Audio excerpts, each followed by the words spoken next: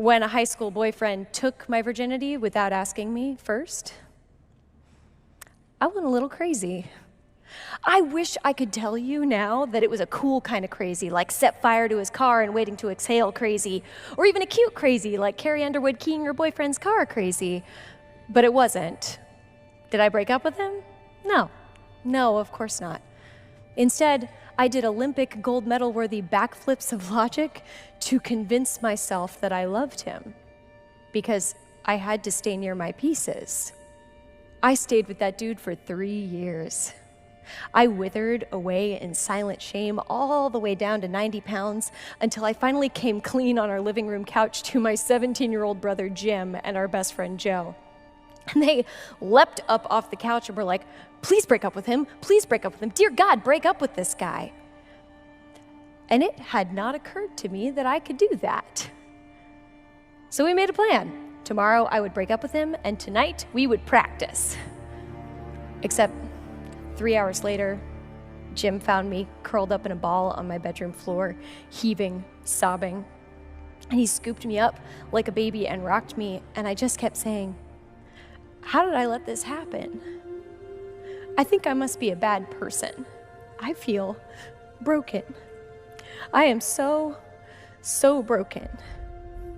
And this 17-year-old boy sat me up, held me by the shoulders, and said, now you stop that. I don't ever want to hear you say anything like that again, because you are the best person that I know. You save my life like every day in 100 ways you don't even think count. And anything you say bad about yourself cuts into me as if you said it about me. So stop crying, and I'm gonna make you the best sandwich you've ever had in your life. That was the day that Jim taught me that words can save lives. Jim didn't see pieces when he looked at me. He saw all of me.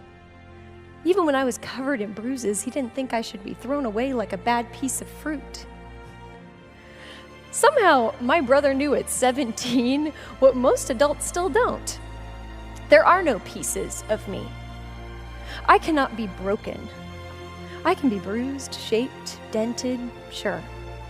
But I am always whole. My mom's life calling was very simple. She wanted to be Mama Smith.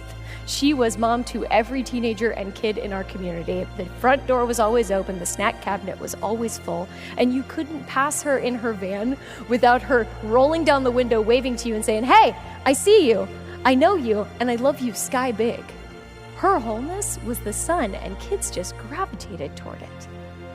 Even when I can't feel it or see it, the sun of my wholeness may be covered in clouds, but it is never gone. And it was with me when the police told me that my mom and Jim had been killed in a botched burglary in our home. In her killer's confession, he said that he killed her because he knew that she recognized him and she wouldn't stop screaming. She recognized him because she made it a point to wave to him every day, because he was a troubled kid and she wanted him to feel seen. It was with me when the media swarmed, when the national news picked up the story, and strangers everywhere started to whisper that my life was over. It would have been really easy to buy into the look in people's eyes when they looked at me and saw nothing but debris. Would have been really easy to believe the college professor who, 2 weeks after they died, looked at me and said, oh my God, you are never going to be okay again. Thankfully, I'd had better teachers than him. I'd had Miss Graham. The first day of class, she didn't even introduce herself. She just launched into our first writing assignment. She said, who are you? What has shaped you? Who do you want to be? She took off her glasses. She rubbed her face. And then she very calmly walked us through the loss of her 2 sisters, her father, and her husband. The room started to spin, each of us drawn off balance by the magnetism of her trauma. With a wave of her hand, it stopped, and she said, but I'm the happiest person I know. These things have shaped me, they have changed me, but they are not who I am because they are not who I've decided to be here. So who are you? And in that moment, I tethered my heart to this perfect woman. And because of that, she was there incanting to me all through my 20s that this would shape me, but it could not break me.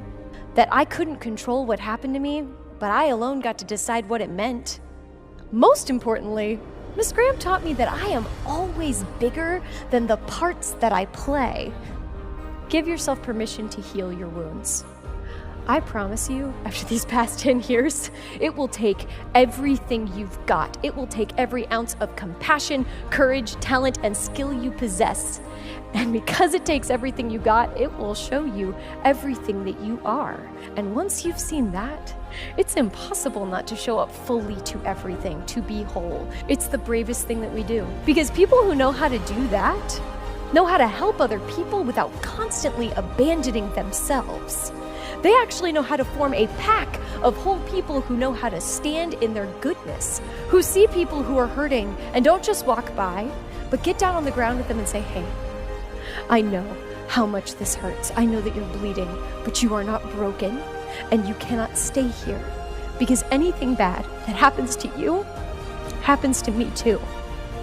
So we're gonna do this together.